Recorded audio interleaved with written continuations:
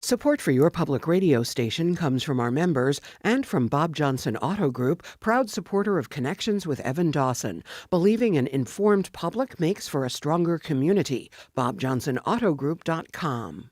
And the Eastman Community Music School, believing that the joy of music making brings communities together, inviting musicians of all ages and abilities to start their musical journeys this summer. Online at esm.rochester.edu/community. From WXXI News, this is Connections. I'm Raquel Stephen in for Evan Dawson. This weekend, many of us will be picking out cards, maybe firing up the grill, or simply picking up the phone to say Happy Father's Day. But today, we're hitting pause to take a deeper look at what fatherhood means and how we as a community can better support the men raising the next generation. When we talk about parenting, the focus tends to land on mothers. And while moms absolutely deserve that spotlight, no bias, fathers bring their own essential strength to the family dynamic. They play a crucial role in the emotional, social, and even physical development of their kids. But fatherhood isn't always easy. There are challenges, some universal and some very specific, whether it's navigating the pressure of co-parenting, balancing work and family, or overcoming systemic barriers. Many dads say they often feel left out of the conversation altogether.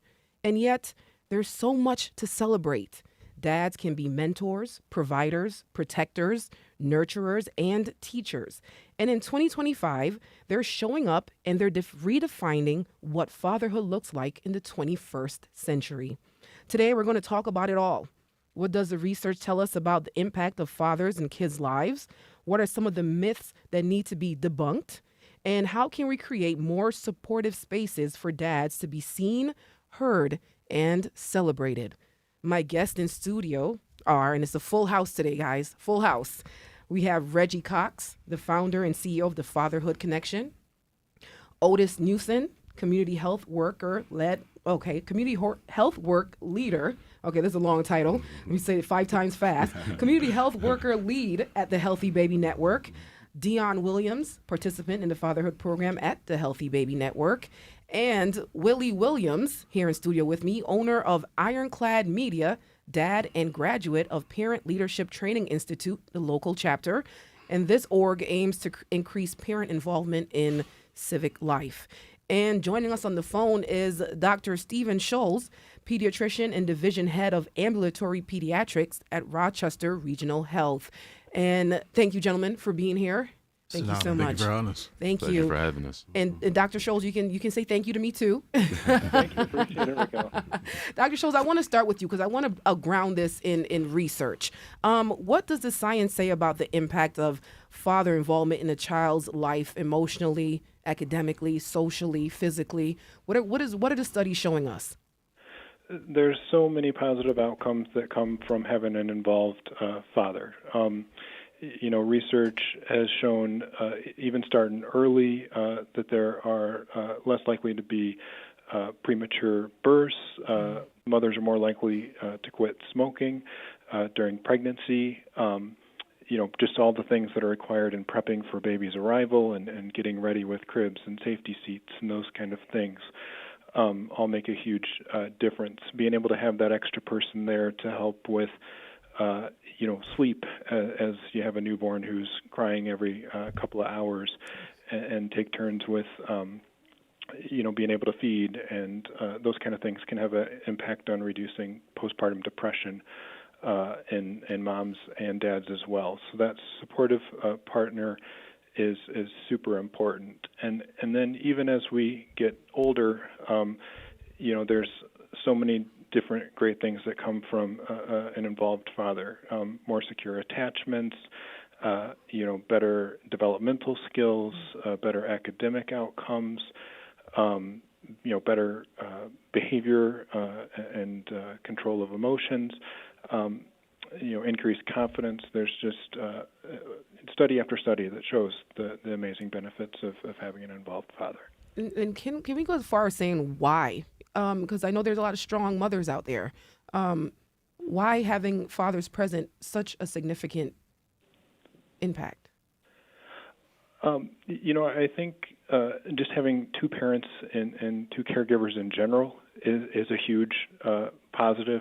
I know it's hard to do all the work that is involved in caring for a child, whether a newborn or a teenager, on your own.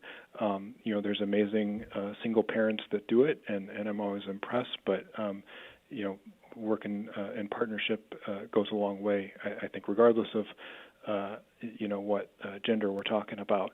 But there are some things that show fathers tend to encourage perhaps a little bit more risky behavior and maybe a little more roughhousing and some of those kind of things that can help kids kind of learn that balance between when not to go too far, where's my comfort zone at, what is it okay for me to risk in these situations. Yes, I have a son myself, and when he wants to be flipped over and he wants to wrestle, he goes right to his dad. He knows mom is for the nurturing and calling, dad is for the flipping over and the wrestling. And Dr. Scholes, have you seen father involvement change over the years in your practice?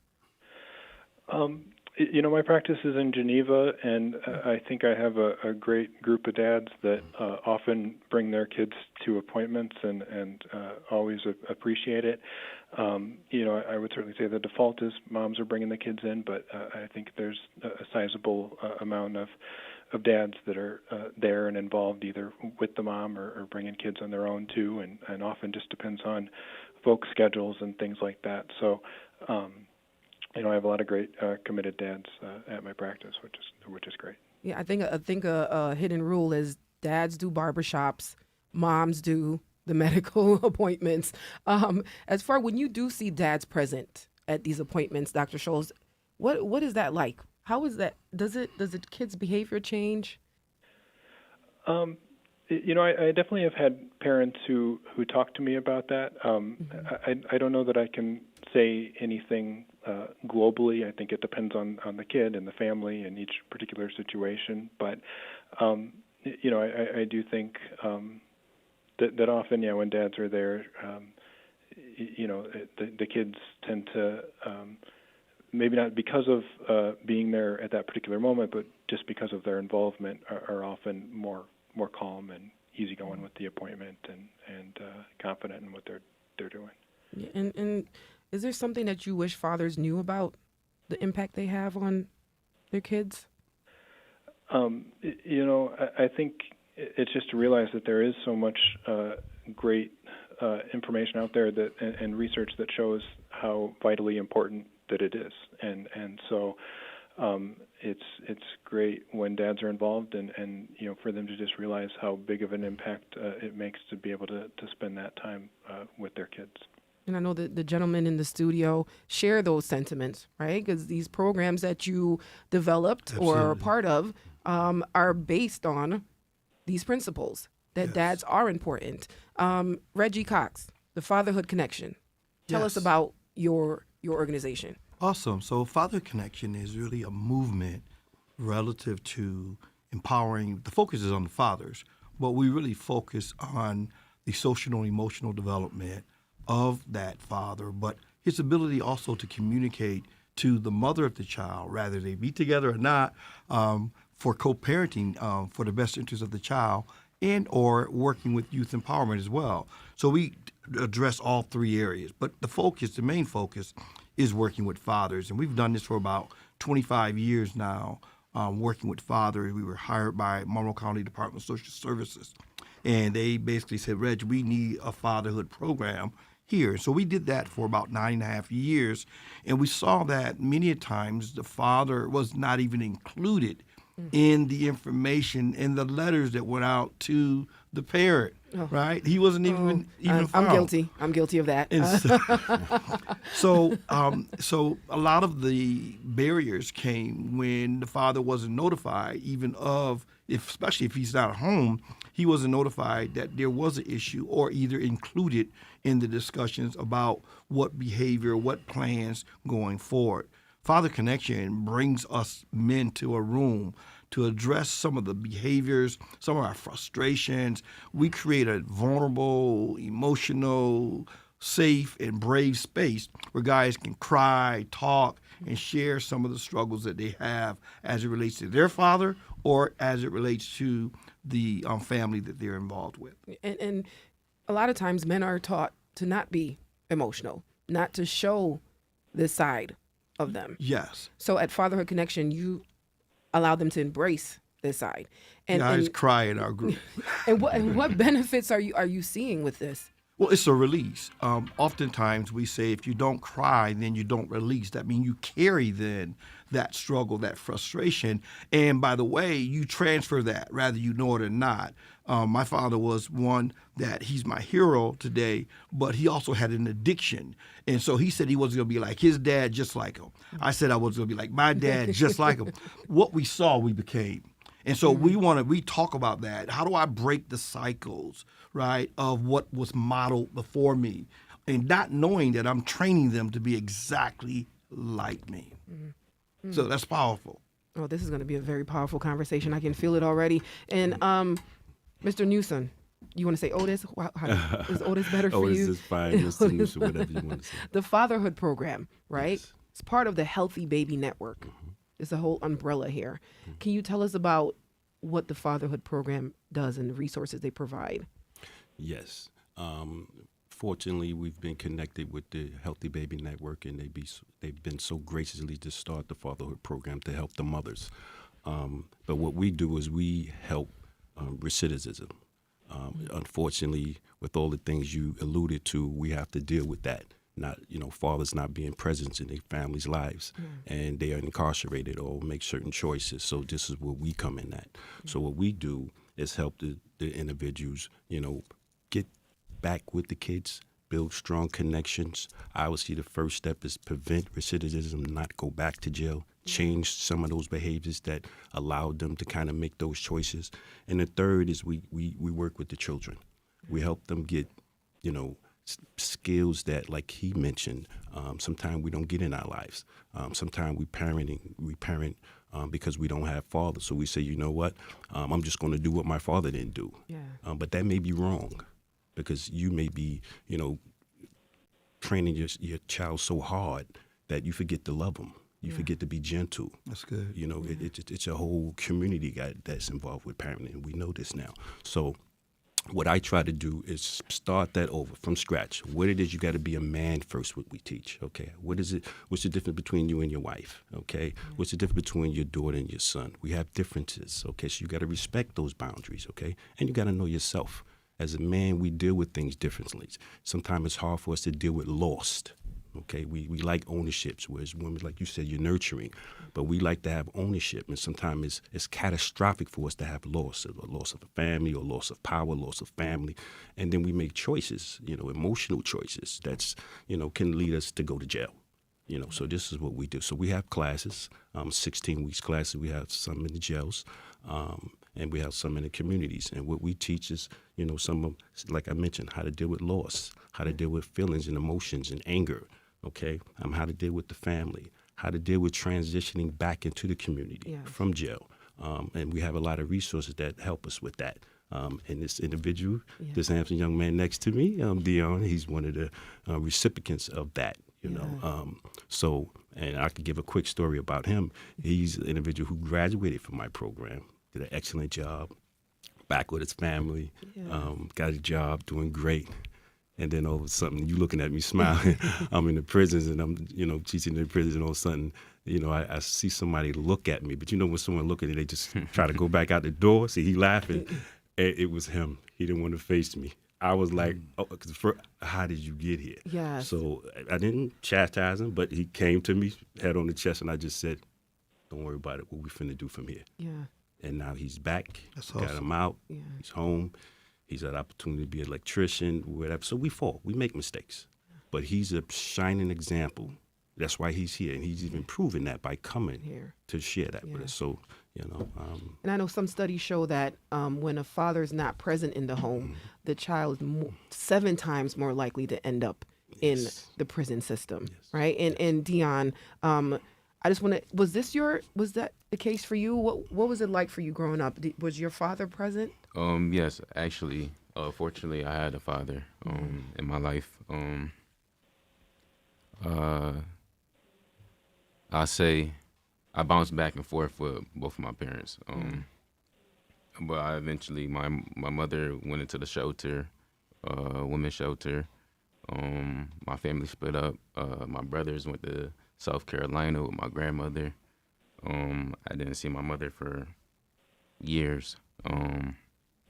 And my dad was man enough to take me in. And I established a bond with him, and he showed me what it is to be a man. Yeah.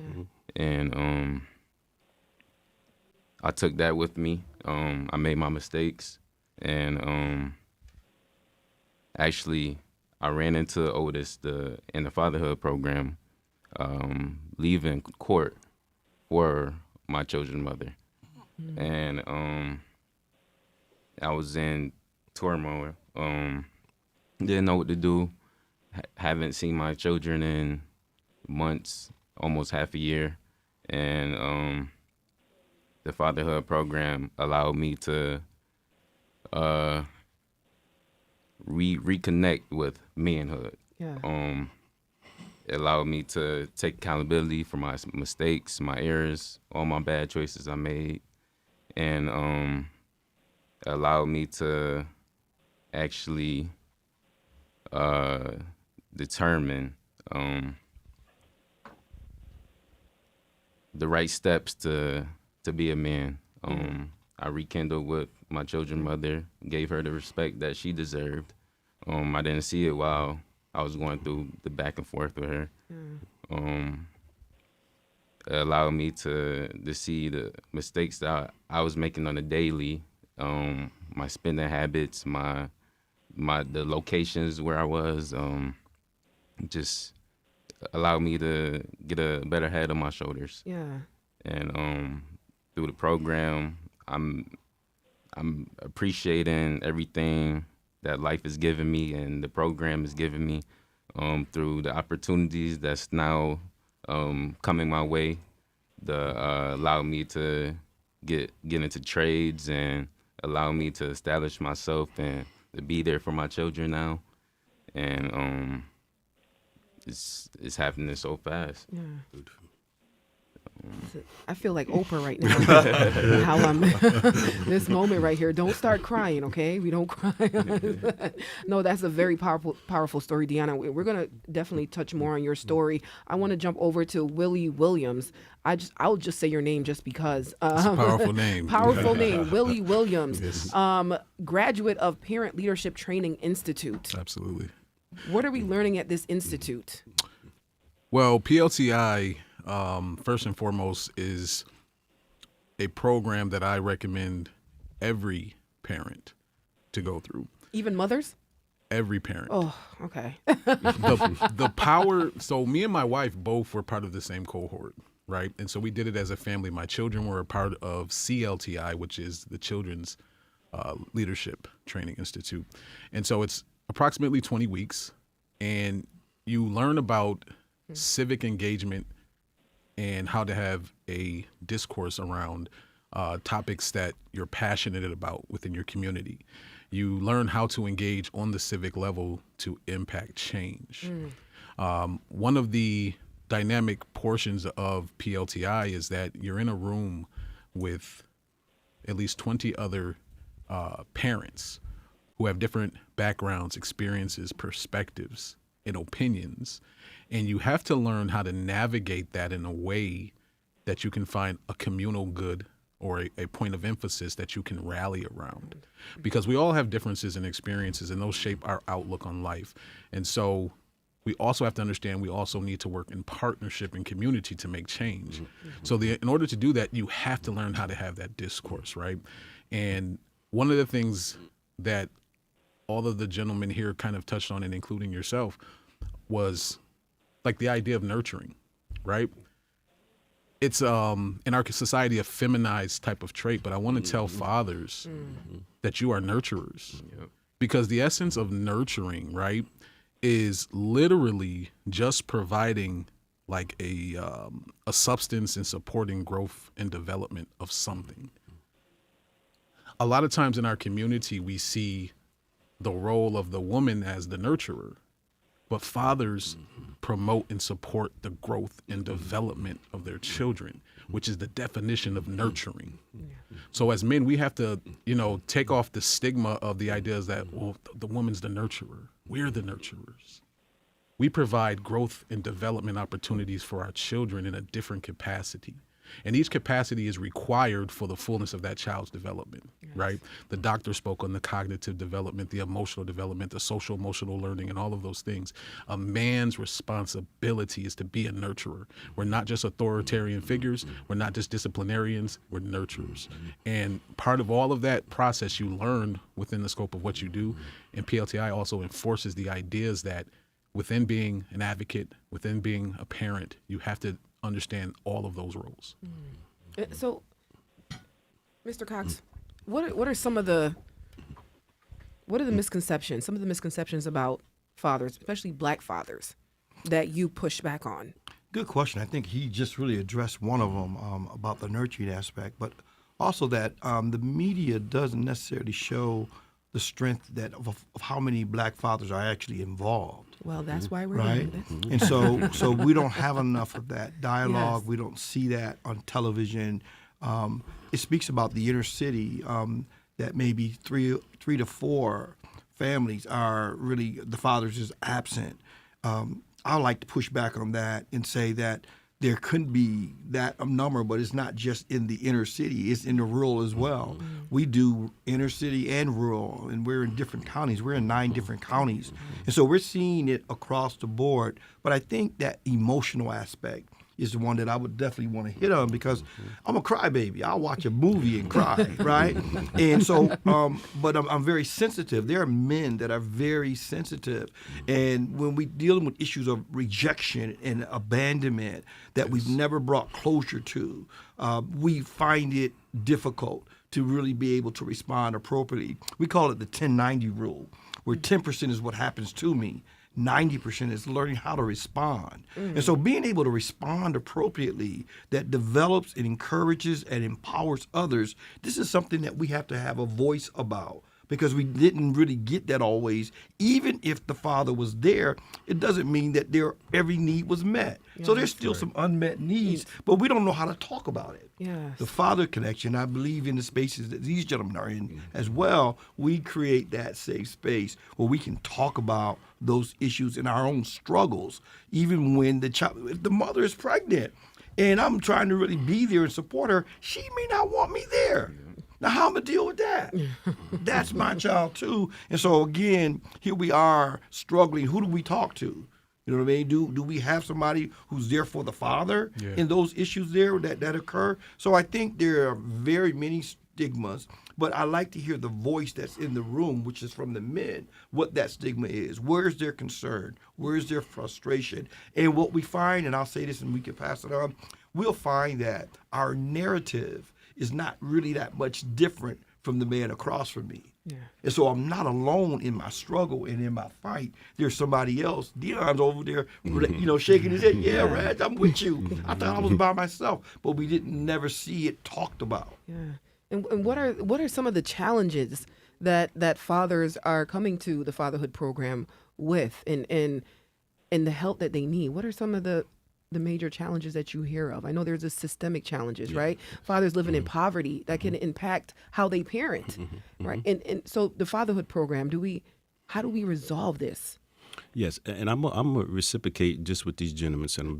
Just to let you know, stories is huge.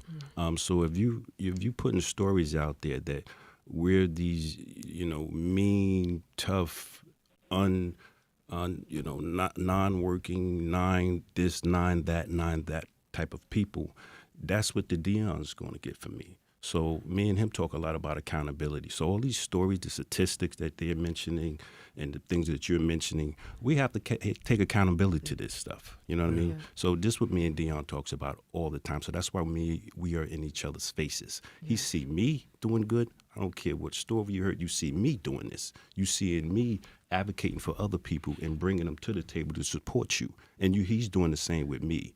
So that's the best thing I can give you, all the statistics that, we can run down the whole litany of them. But these stories have to be, taken by a man, a black man, and taken ownership of, like this gentleman alluded to. Yeah. Because you can't stop people from putting stories out there and these statistics. Like he mentioned, of course, if a man is not in two parents, it does help. But what happens if the relationship doesn't work out? Yeah. Is that when you're parenting in? You can still be successful. I know a lot of black women who are successful raising, and men, you know what I mean? But do not put it out there, but that just because things doesn't work out, that we left the home or things are still not successful. You have to stop this narrative. And the only way you're going to do that, you have to have accountability for. So these platforms, which I so appreciate you allowing us to have, that's the root of it. Because you can't stop people from saying stuff. But you have to have accountability to show what you're doing, prove what you're doing, share what you're doing, and then a lot of these narratives would stop, like what I'm doing with Dion. Because he see me doing it. He's seeing his father doing it. Yeah. And these men at this table doing it, period. Yeah. Period. Willie Williams, accountability. Are we taking accountability? Are men, black fathers, making excuses? So I'll attack this question on two levels. Yes, we need more accountability. I won't go as far as saying that we're making excuses. I just don't think we see the full scope and picture that will emphasize how much more accountability we need, right? For instance, accountability can look like something as small as a situation I had with my children last year. It was my son's birthday, and I had decided, he wanted to go out as a family. That morning at about 4 a.m., I received news that one of my close cousins had got shot and killed. And so as a father and as a man, my day has now started with grief, despair, pain, anger, frustration, and all of these things. My wife was out of town on business, so now I'm there without her as a support system. I'm as a man, and I have my children, and this is my youngest birthday.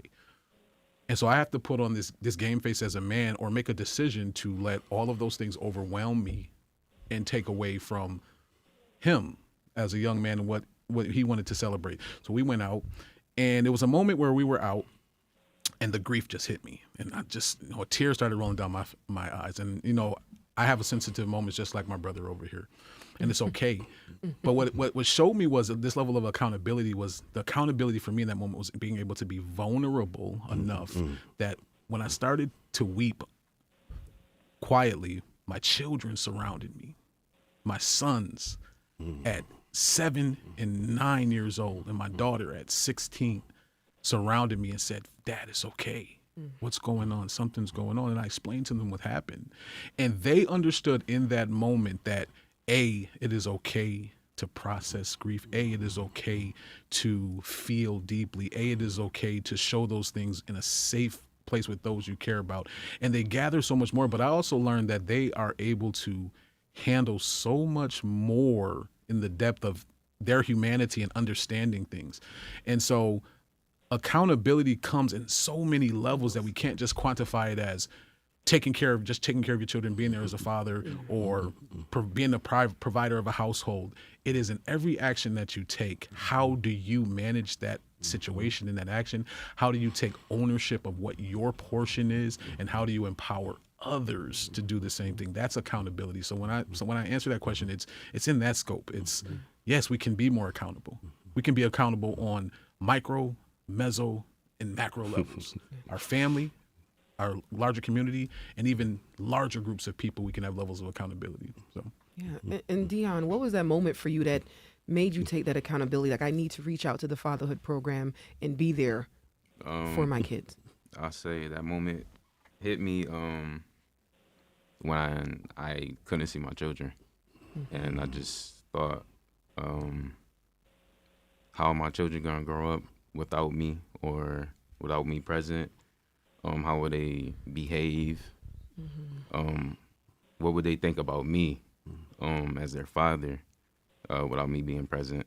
And it just kind of hit me hard, and I decided that I want to be that type of person, that I have to be in their life. I have to see them grow and help drive them to be the best individuals they can be.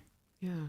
So is that guilt of not being present and what could happen if you're not present? Yes, And exactly. any of you could respond. I know your clients or the members of your program, do they often come with that guilt of not being present? And how do we coach them through that? I'll take a shot at it. The word guilt could be a part of it, but it can also be shame, right? So when we talk about guilt, we talk about shame, we talk about just frustrated, again, being abandoned, dealing with rejection again on the higher level. We often address reparation. How do I repair? How do I reconcile? How do I put back together? First of all, let me just own the fact, like Dee was saying, let me just own the fact that I caused some of this. And so if I could get a man to really be able to own that, and usually he gets the ability to own it when he see me own it. So I'm in the group talking about how I dropped the ball. Yes. Right? Yeah. And so it makes it easier for him now to be able to own his stuff because he's hearing a facilitator. Right, being able to say that he dropped the ball and he struggled and he didn't know what to do. So that opens it up, and that's a game changer. The game changes when vulnerability and transparency is in the environment. Then there's really no one facilitator. It's brotherhood. Yes. That's right. Can I jump off of that really quickly? Yeah. Yes. Please. I agree with. I was on it. I agree with that. The shame, and what I will add to that is embarrassment, because a lot of times fathers' absence isn't because they don't have a desire. There's shame and embarrassment when realizing you're not equipped. There's fathers who believe that because they're not equipped with the tools they know they need, that they don't have the right, the power, or ability to enter into that child's life effectively. Sometimes fathers will feel as if they will cause more harm than good because they're not equipped in their own purview, in their own mind, to be a successful father. And so our job as men is to build that community, to build that brotherhood, and say, what you feel like you're missing, some of us have that here, and we're going to pour that into you. And what you have, you can pour that into us. And that's how we equip, and that's how we bring empowerment to fathers to say, yes, you're needed, yes, you're wanted, and you will be equipped. Get in there. We'll pour into you. You pour into us. Iron sharpens iron. That's the ideology behind it. But it's sometimes that apprehension that I don't have the tools to be a good parent. Yeah. And so I'm going to recluse myself, right? And that's what we want to change. Yeah. And that's why me and Dion was able to transition into part B of his life journey when I seen him in jail without talking about what happened, why it happened. We just went into, okay, what we finna do now? Because he already had the skills. He know he went through the program. We know we good. He just made a mistake. So we didn't have to cry. It was like, okay, you ready? And get back on your horse, period. Yeah. Like you said, he had the skill set. He was taught, and he learned from his father, from the program, certain things. So he didn't kind of, like some of those prisoners in there, it's tough. They're going through a lot. You know what I mean? They didn't have those skill set. They didn't have those success stories, those trainings. And you're absolutely right with that. So that's another layer that we do have to, be better at. Yeah. There's no question about that. And I know the fatherhood program, as far as the word equipped, I really want to touch on this, equipped. Are these programs getting these men equipped to be great fathers, and how? Absolutely. So, like we've been mentioning, a lot of those social skills that we are told that we shouldn't belong to, like the nurturing skills, these are all humanistic skills. And if you separate yourself from them, they can compromise your development. You know, as a man, as a father, as a person, as a human being. So, you know, we dive right into that, you know, with Dion. You know, we go right into it. Listen, what it is to be a man, what it is to be nurturing, what it is to be, you know, having a loss that you cannot do nothing about, whether it was your fault or his own. If you don't mind, you know, you lost your mom. Yes. So that's something we couldn't even address with him. It was so painful. You know, his father had to, you know, get where I worked with his father. His father had to bring that out. You know, because I work with the whole family. To see what direction I need to go in. He gave me a lot of that Dion wouldn't give me because it's painful. Yeah. And I'm a mama's boy, so I know how painful that is. Yeah. You know, and I got all this. So these are just things, you know, we have to, we address with the fatherhood program. I get right down to it, you know, how do you deal with this? You know, what is loss? Why is it so painful? You know, what are some techniques that we can do to go through loss, because it's part of life. It don't have to be something that's shouldn't, just like even with relationships. If a relationship doesn't work out, it's not necessarily a loss. You just got to co-parent, you know, separately. You know, you may even add to the family. So these are a lot of things that, like I mentioned, we have certain characteristics that, as men, that's in our DNA, but also that's projected on us, you know, through this is what it is. And then we develop these defensive mechanisms that's not even, you know, reality. It's not even truthful. Yeah. So which stunts our growth. There's a lot of layers to it. So, but just to answer your question, we go to the root. You know, how was you as a child? How was your upbringing? What did your father teach you? Yeah. Okay, if he didn't teach you this, you know, unfortunately, once you get a certain age, it's kind of your responsibility to learn all these tasks. And this is where the fatherhood come in. Yeah. Okay, all the programs, like the ones these gentlemen run themselves. So. Mm-hmm. So if you do have a question for our listeners, if you have a question for our guest, you can call 844-295-TALK. That's 8255, toll free. Or the local number is 585-263-9994. Or you can email us at connections@wxxi.org. Or you can comment right on our YouTube channel.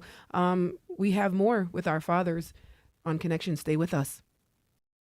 It could be the end of public media as we know it. The White House has asked Congress to claw back 2 years of previously approved funding for public media. The rescissions package asks Congress to back out of a commitment made to support local NPR stations and the critical services they provide.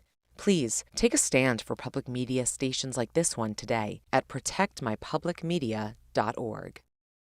And we're back, and this is Connections. I'm Raquel Stephen, filling in for Evan Dawson. In this hour on Connections, we are talking about the role of fathers. Oh, happy Father's Day, gentlemen. Thank you. Early Father's Day. We're talking about the vital role fathers play in the development of a child when present.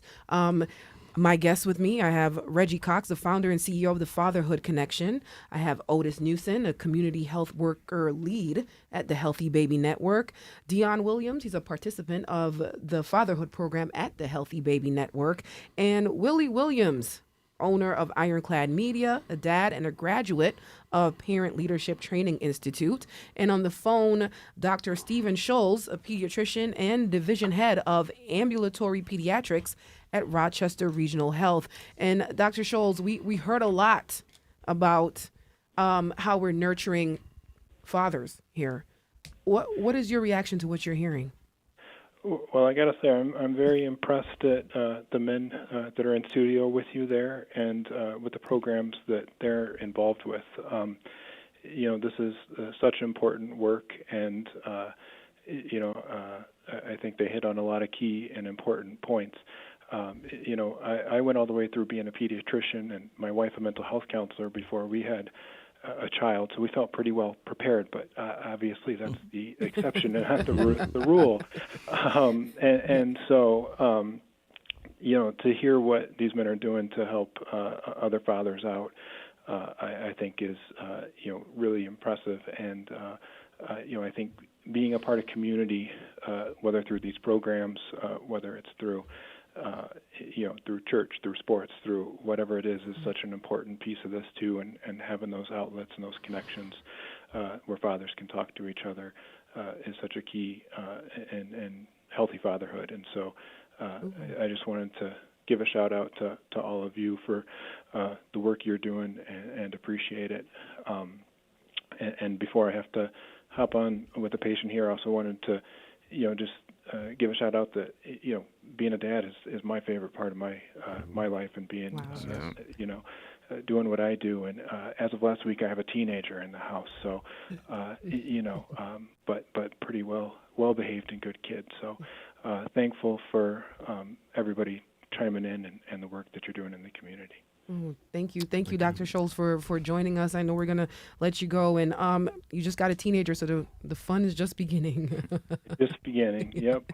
Lots of sports, lots of fun. It's great. Thank you, Dr. Scholes. June, Men's Mental Health Awareness Month, and I know mental health is something that we definitely touch on. It's been something magnified actually since the pandemic. Is this a key factor in being a father? And it's something that we don't really speak on, especially in the Black community.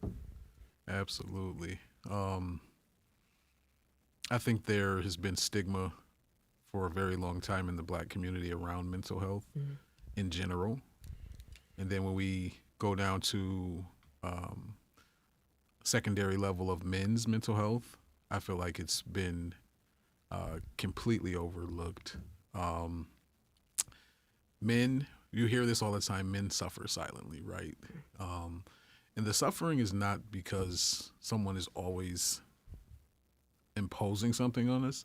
It's because the level of magnitude of responsibility that we bear within ourselves to protect, to provide, to be whatever is needed for our families, a lot of times it's only understood by other men, right? Most men that I know will not question giving their life in protection of their family.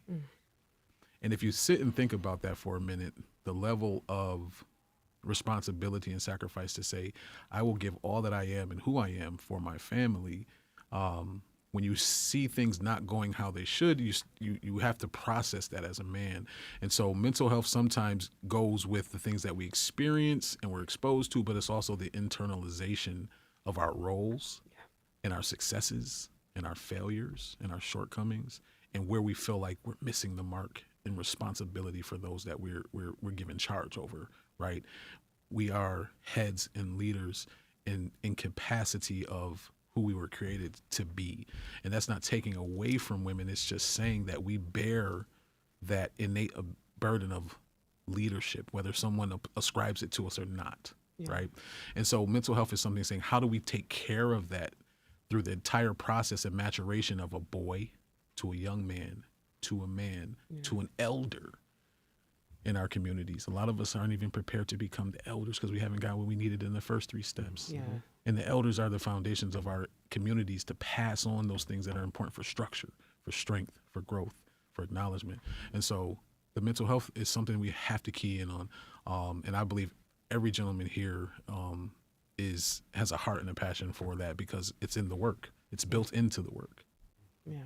And we talk a lot about healing, right? And having to heal in order for progress to be made. How are we addressing this? Well, I think father's for healing? me, I truly believe that everyone's in recovery from something. I mean, you just start right there. And then when we address inner child trauma and begin to talk about some things we've shut down and don't even allow a voice to it because we don't know how we're going to respond when we put voices to it. And if I don't have anyone in my circle that I can trust, then I'll probably stuff it a lot longer. We call this RAD, reactive attachment disorder, where there's an order where kids who have been through foster care have been to 10 to 15 different homes, and they go AWOL because they're familiar with running, but they're not really familiar with confronting. And so one of the things that we do often is we identify, validate, and process the emotions, which helps the mental aspect of it, right? Because the truth is, I'm messed up, and I don't know how to say I'm messed up. So I don't need to go out and pick up something to deal with my my frustration, my anger, my anxiety. How do I even talk about that? So so many times I've seen, and I've also been a part of that, where I will go pick up something to alleviate the frustration, and that could be a substance abuse, it could be a relationship, right? And so again, here's this wife been faithful to you. Why would you want to step out? That's the way you've learned to survive your struggle. Let's talk about the boy, the man, and the patriarch now. Kind of hitting back to that. The boy is the 2-year-old toddler that spazzes out when his needs are not met. So we address that, and we'll ask anybody, when the last time the boy spoke? When the last time the boy talked? And we'll expose him. And so I think that's a part of learning how to be mental strong, emotional strong. Yeah. And going to the root. Yes. The root of the problem that you touched on, Otis. I don't know if you want to make a comment as far as mental health and how your program.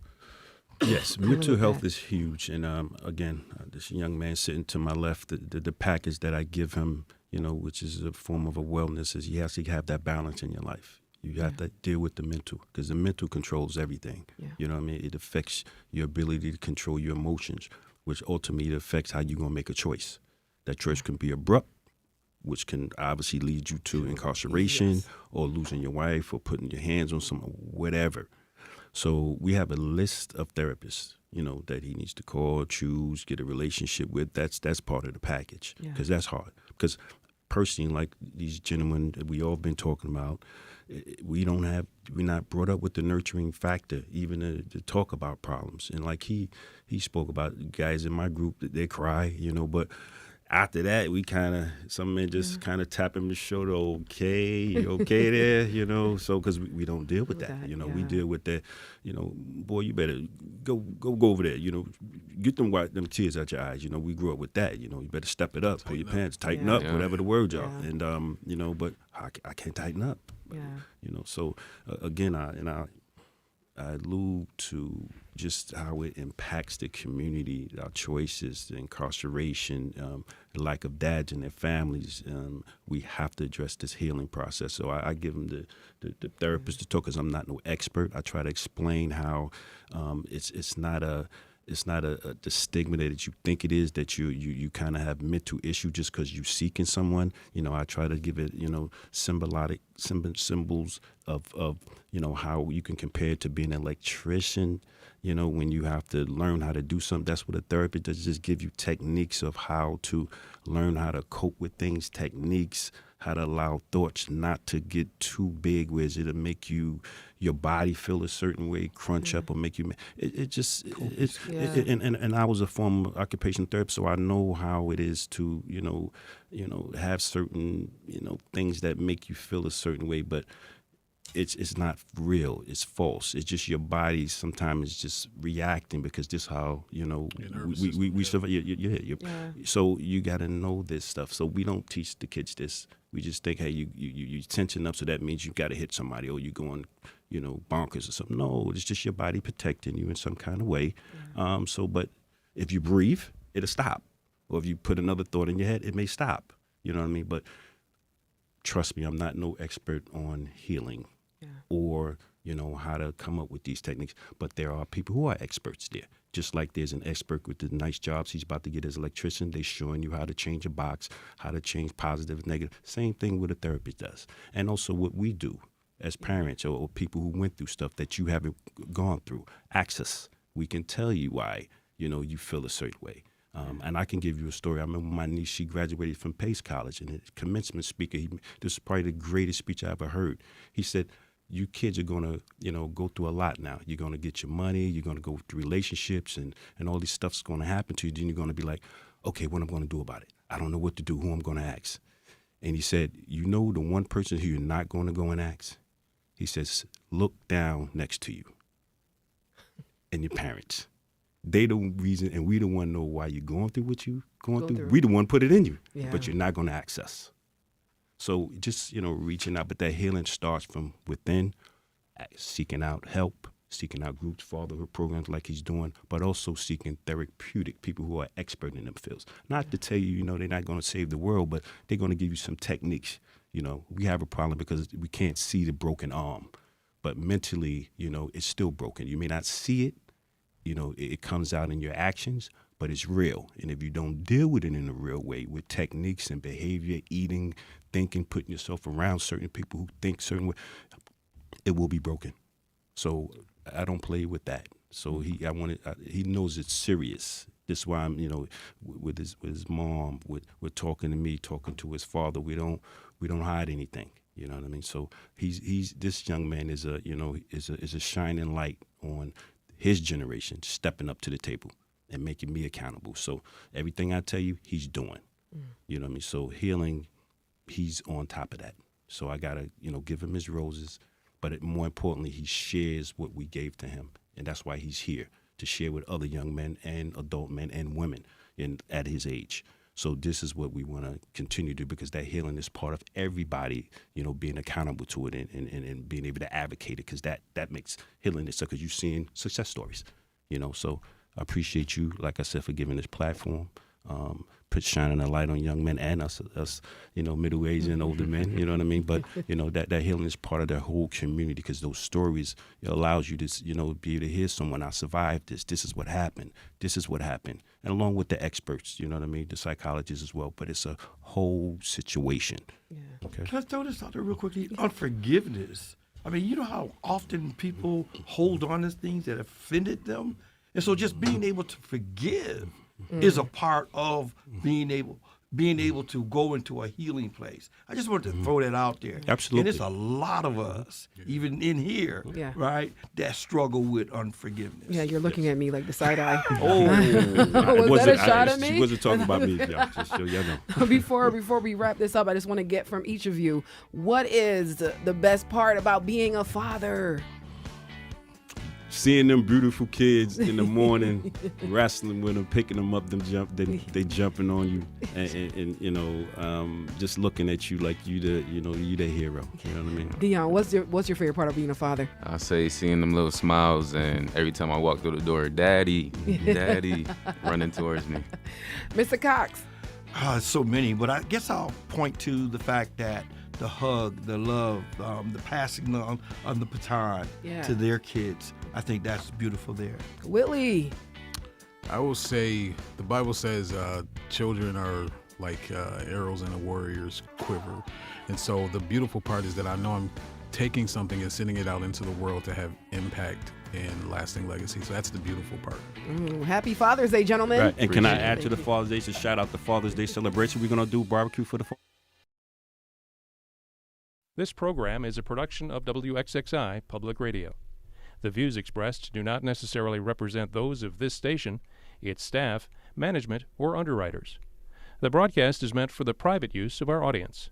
Any rebroadcast or use in another medium without expressed written consent of WXXI is strictly prohibited. Connections with Evan Dawson is available as a podcast. Just click on the Connections link at WXXInews.org.